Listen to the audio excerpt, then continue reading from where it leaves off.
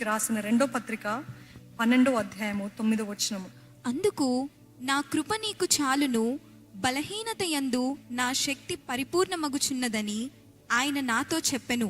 కాగా క్రీస్తు శక్తి నా మీద నిలిచియుండు నిమిత్తము విశేషముగా నా బలహీనతల యందే బహు సంతోషముగా అతిశయపడుదును. Can you say, I'm proud of my wounds?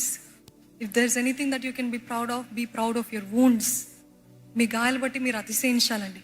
మీ బలహీనతలు బట్టి, మీ శ్రమను బట్టి మనం అతిశయించాలండి. ఇక్కడ చూడండి, పౌలు అన్న మాట, నా కృప నీకు చాలును, బలహీనత యందు నా శక్తి పరిపూర్ణ మగుచున్నదని ఆయన నాతో చెప్పెను. అంటే దేవుడు చెప్పిన మాట.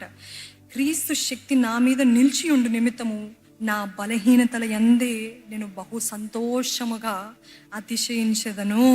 అతిశయిస్తున్నాడంట. పౌలు లాంటి భక్తుడిని చూసినట్లయితే ఆయన ఒక పండితుడు అని చెప్పొచ్చు. Is a scholar, is an intellectual man. బాగా విద్య కలిగిన వ్యక్తి, విద్యని నేర్చుకున్న వ్యక్తి, అన్ని రీతిలుగా ఈజ్ లైక్ అ స్కాలర్, పండితుడే, అన్ని తెలిసిన వ్యక్తి. శాస్త్రాలు ఇవేంటి, బైబిల్ వాక్యాలు, scriptures, is so thorough with it. అంత ఇంటెలెక్ట్ కలిగిన వ్యక్తి, అంత గొప్ప జ్ఞానం కలిగిన వ్యక్తి, అంత మంచి బ్యాక్గ్రౌండ్ కలిగిన వ్యక్తి. Is a Roman citizen. అటువంటి పౌలు లాంటి భక్తుడు ఏమంటున్నాడు, ఆయన ఎన్నోసార్లు ఇదేంటి అనేక మంది ద్వారా పొగడబడ్డాడు. But he didn't take pride in that. ఆయన దాన్ని బట్టి అతిశయించలేదు, కానీ నా బలహీనతలు బట్టి నేను అతిశయిస్తున్నాను. ఎందుకంటే ఈ బలహీనతలో దేవుని బలము కనపరచబడుతుంది. ఆయన దేన్ని బట్టి అతిశయిస్తున్నాడు తెలుసా అండి? ఆయన కొరడా దెబ్బల చేత కొట్టబడ్డాడు. ఎన్నోసార్లు ఆయన ఎంతో మంది ద్వారా దూషించబడ్డాడు, ఉమ్మివేయబడ్డాడు. పౌలు కూడా తెలుసా, రాళ్ళతోటి కొట్టబడ్డాడు, ఈడ్చుకొని పోబడ్డాడు. ఎంతో మంది ఆయనను కొడుతూ ఉన్నారు, స్టిక్ తోటి, రాడ్ తోటి, కొరడాతోటి కొడుతూ ఉన్నాడంట. ఆయన ఓడెక్కినప్పుడు ఆ ఓడ మొత్తం ధ్వంసం అయిపోయింది, షిప్రెక్ అయిపోయింది. అవన్నీ అయినే, అవన్నిటిని బట్టి ఆయన ఆనందిస్తున్నాడంట. అవన్నిటిని బట్టి ఆయన అతిశయిస్తున్నాడు. ఎందుకు అతిశయిస్తున్నాడు అంటే, ద సీక్రెట్ ఈజ్, నా బలహీనత యందు ఆయన శక్తి పరిపూర్ణమైంది. హల్లెలూయా. మన బలహీనతల్లో ఆయన శక్తి కనబడుతుందండి. మన బలహీనతల్లో ఆయన ఎంత గొప్ప దేవుడో నిరూపిస్తాడు మరలా. అందుకనే జ్ఞానుల్ని సిగ్గుపరచడానికి దేవుడు ఎవరిని ఎన్నుకుంటాడంట? ఎవరిని? బుద్ధి లేని వారిని ఎన్నుకుంటాడంట. బలవంతుల్ని సిగ్గుపరచడానికి ఎవరిని ఎన్నుకుంటాడంట? బలహీనులు ఎన్నుకుంటాడంట. You don't have to see at everybody who's strong, who's powerful, who's talented, who's this is that. I'm asking you, do you have a wounded heart? మీకు గాయపరచబడిన హృదయం ఉందా? గాయపడిన హృదయం ఉందా? దేవుడు అంటున్నాడు అది చాలు. దేవుడు అంటున్నాడు అది చాలు. దాన్ని బట్టి అతిశయించండి, దాన్ని బట్టి సంతోషించండి, దాన్ని బట్టి గంతులేయండి కావాలంటే. ఎందుకంటే ఈ గాయాన్ని దేవుడు మరలా మానిపి దేవుడు ఆయన మహిమ కోసము వాడుకుంటాడు. గత వారాల్లో దైవజనులు చెప్తూ వచ్చారు, ఏంటిదంటే ప్రతి గాయము మనకి యాక్సిడెంట్స్ లేకపోతే మన దెబ్బ తగిలినప్పుడు ఆ దెబ్బ మానిపోతుంది, కానీ దాని మచ్చ ఉంటుందా లేదా అండి? దాని మచ్చ ఉంటుంది. ఆ మచ్చ మనము ధైర్యంగా చూపించుకోవచ్చు. అంటే చాలామంది ఈరోజు అదేంటి ప్లాస్టిక్ సర్జరీ ఇవన్నీ చేయించుకుంటూ ఉంటారు. ఎందుకంటే ఆ మచ్చ కనపడకూడదు, లేకపోతే ఏమైనా గాయం అంది అనుకుంటే ఆ గాయం కనపడకూడదని. చాలామంది సి సెక్షన్ అయిన స్త్రీలు ఏమంటారంటే, కొంతమంది ప్లాస్టిక్ సర్జరీస్ యూజ్ చేసుకుంటారు ఎందుకంటే అసలు కనపడకూడదని. కొంతమంది ధైర్యంగా చెప్తారు ఏంటిదంటే, ఆ గాయము కనిపిస్తే నేను నా గర్భాన నా బిడ్డని కని మోసి నేను ఈ లోకానికి అందించాను అని చెప్పించడానికి నేను ధైర్యంగా ప్రౌడ్గా ఆ గాయాన్ని కనపరుచుకుంటాను అని కొంతమంది ఉంటారు. ఈరోజు మీ గాయాన్ని కప్పేవారు ఉన్నారా? గాయాన్ని కనపరిచేవారు ఉన్నారా? ఆ గాయాలు, ఆ మచ్చలు మన మేలుకే.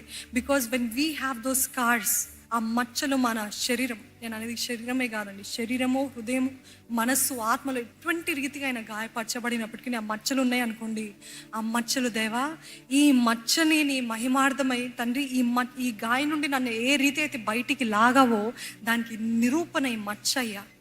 It is your grace that have sustained me. ఎంతమంది చెప్పగలుగుతారండి, ఆ గాయములో నేను బ్రతుకుండేవాడిని కాదు ఆయన కృప లేకపోతే అన్నవారు బిగ్గరగా హల్లెలూయా చెప్తారా?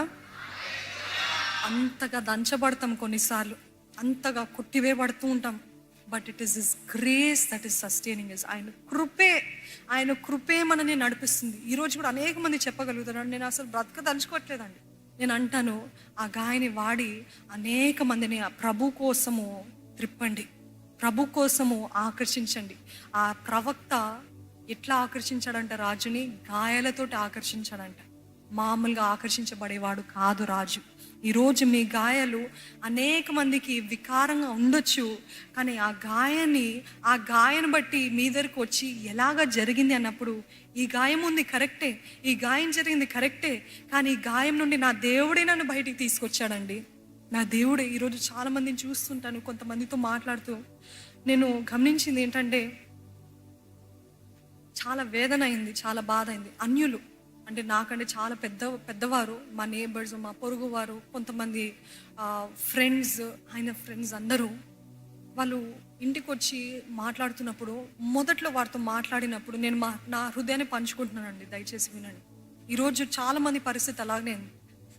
వాళ్ళు ఎలాగ వస్తారంటే మన దగ్గరికి, వాళ్ళకి అన్ని ఆన్సర్స్ ఉన్నట్టు, వాళ్ళకి అన్ని తెలిసినట్టు, వాళ్ళు సంతోషంగా ఉన్నట్టు వస్తారు.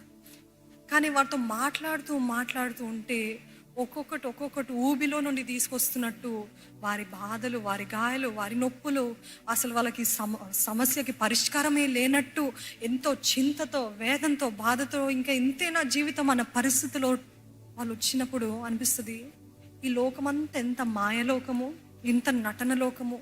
మొదటి 2 మాటలు మనకు అనిపిస్తుంది, అయ్యా దేవుని సన్నిధిలో నేను పెరుగుతున్నాను, కానీ నాకు ఇంత ఆనందం లేదే, నాకు సంతోషం లేదే, నాకు ఈ సుఖము లేదే అని అనుకుంటూ ఉంటాం చాలాసార్లు మనం కదండి. మనుషుల్ని చూసినప్పుడు, ఇన్ఫ్లుయెన్సర్స్ని చూసినప్పుడు. కానీ వారు ఒక్కసారి పలకరించండి, లోతుగా మాట్లాడండి. అప్పుడు మీరు వారికి సమాధానం ఇచ్చే జ్ఞానము, ఆత్మ దేవుడు మీకు ఇస్తాడండి. నమ్ముతున్నారా? ఈరోజు మన జీవితాల్లో అలాగనే ఈ లోకమంతా మాయలోకము, లోకంలో కనిపించేదంతా I'm telling you, it is a lie. అది పెద్ద అబద్ధము. గాయం ఉండి కూడా గాయం లేనట్టు, మంచిగా లేనప్పటికీ అన్ని మంచిగా ఉన్నట్టు, సంతోషంగా ఉన్నట్టు, ప్రేమ లేకుండా చూడండి. చాలా మంది ఇన్ఫ్లుయెన్సర్ కపుల్స్ అంట, ఆ రోజు అంతా గొడవలే వాళ్ళ ఇంట్లో. ఏంటి గొడవలు, బూతులు, తిట్టుకోవడాలు, అవసరం వస్తే కొట్టుకోవడాలు. కానీ ఇన్స్టాగ్రామ్ పోస్ట్ లేకపోతే ఫేస్బుక్ పోస్ట్ వైరల్ అవ్వాలని సంతోషంగా ఉన్నట్టు, ప్రేమగా ఉన్నట్టు ఎంత నటన చేస్తూ ఉంటారు కదా. మరలా లోపడంతా గందరగోళమే. ఈరోజు లోకం అంతా మాయలోకము. అందుకనే ఐఎమ్ ప్లీడింగ్ యూ, దేవుని బిడ్డలారా, మీరు చూసింది ఎలా నమ్మకండి. ఇట్ ఈస్ ఆల్ అ లై ఆఫ్ ద ఎనిమీ. అప్పుడు అవి చూసినప్పుడు మనకి ఎలాగ అనిపిస్తుంది అంటే, వారు బాగున్నారు, నేను బాగాలేదు. చింత, వేదన, కంపారిజన్, డిస్కంటెంట్మెంట్, అసంతృప్తి మనలో వచ్చి దేవుని స్తుతించడం ఆపేస్తాము. అసలు జీవితం పైనే అసలు వేసారిపోతాము. విసుగుదల వచ్చేస్తుంది. ఎందుకు ఈ జీవితం, ఎంత కష్టపడి ఎందుకు, ఈ కుటుంబం ఎందుకు అని కుటుంబం పైన విరక్తి వచ్చేస్తుంది. చూసిందల్లా నమ్మకండి. అపవాది అంట వెలుగుదూత వలె వేషం వేసుకుంటాడంట. ఏంటండి? వెలుగుదూత వలె వేషం వేసుకుంటాడంట. ఈరోజు అపవాది వాడుతున్న మనుషులు కూడా అందరు వెలుగుదూత లాంటి వేషం చూస్తే, ఎంత అందం, ఎంత ఆర్భాటం, ఎంత ఆనందం, ఎంత సంతోషం. But it is not there. నిజమైన సంతృప్తి, సంతోషము దేవుని కలిగిన జనముకి, మనకి ఉందండి. నమ్మిన వారు హల్లెలూయా చెప్తారా? మనకేంటి తెలుసా సంతోషం? ఈ గాయములో, ఈ బాధలో, ఈ వేదనలో, ఈ శ్రమలో కూడా దేవుడు నన్ను పైకి లాగుతాడు, దేవుడు నన్ను బయటికి తీసుకొస్తాడు. అదే వారిని అడుగుతారా? వారిని అడిగితే వాళ్ళు చెప్పగలుగుతారు అదే మాట? వారికి ఆ నిరీక్షణ ఉందా? No, they do not have anybody to talk to. They cannot trust anybody. వారి సొంత వారిని నమ్మలేరు. దేవుడు పలికే దేవుడు లేడు, మాట్లాడే దేవుడు లేడు. వీళ్ళు ఎంత చెప్పినా రెస్పాన్స్ లేదు. అంత గాయాలే, అంత నష్టాలే, అంత విఫలతే. పైకి మాత్రం అందంగా ఉంటుంది, పైకి మాత్రం అంత బాగుంటుంది. ఈరోజు యవనస్తురాండ్రు, మీరు దయచేసి don't get carried away by what you're seeing and what you're hearing. That is why we need to stand on the solid ground of the word of God. ఈ వాక్యము మనలో చెక్కబడి ఉన్నప్పుడు మనల్ని ఏది కూడా అంత తొందరగా మోసం చేయలేవండి, మోసపరచలేవు. ఈరోజు మోసపరచబడుతున్నారేమో. ఆ తండ్రిని చూసి, ఆ ఫాదర్ని చూసి, నాకు అట్లాంటి ఫాదర్ ఉంటే బాగుండేదే, నాకు అటువంటి తల్లి ఉంటే బాగుండేదే, నాకు అటువంటి అందం ఉంటే బాగుండేదే, నాకు అటువంటి డబ్బు, ఆస్తి, ఇల్లు ఉంటే బాగుండేదే అని అంటూ ఉన్నాము. అసంతృప్తి వస్తుంది. అసంతృప్తితో పాటు కృతజ్ఞత చల్లారిపోతుంది. కృతజ్ఞత చల్లారిపోతే దేవుని దగ్గర నుండి దూరం అవుతున్నాము. చూసారా?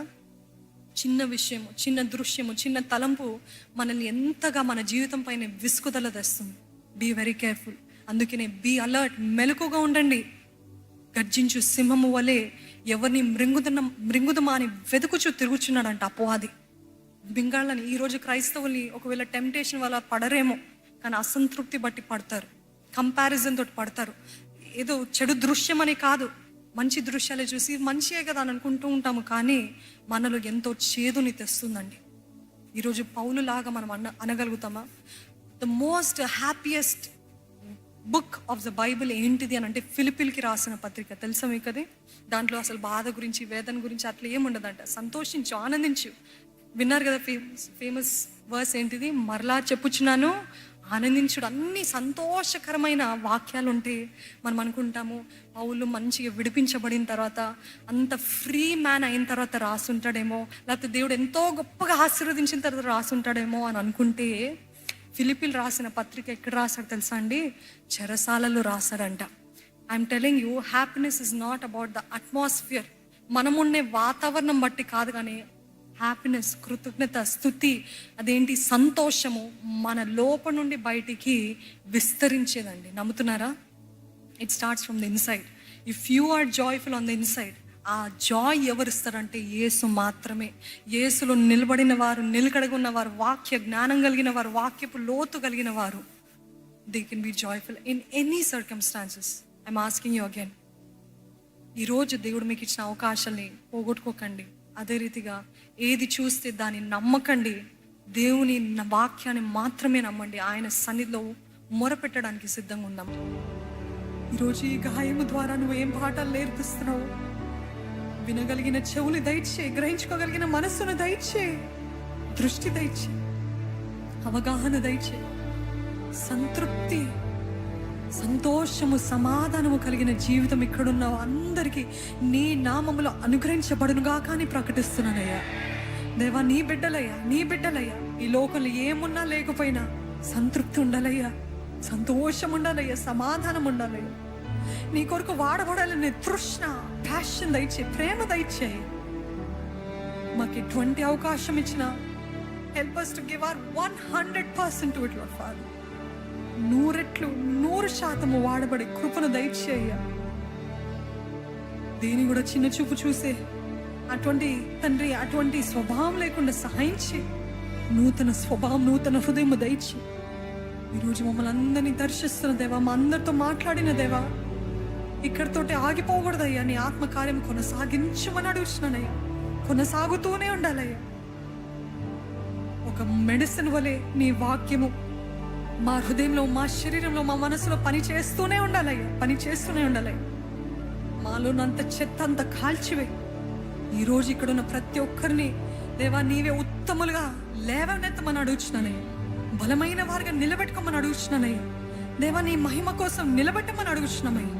నీ సన్నిధిలో విత్తబడిన ఈ సమయం ఎక్కడ వృధా అవ్వకుండా, Lord, let this be an investment for their lives, for their families, for their careers, for their everything, Lord.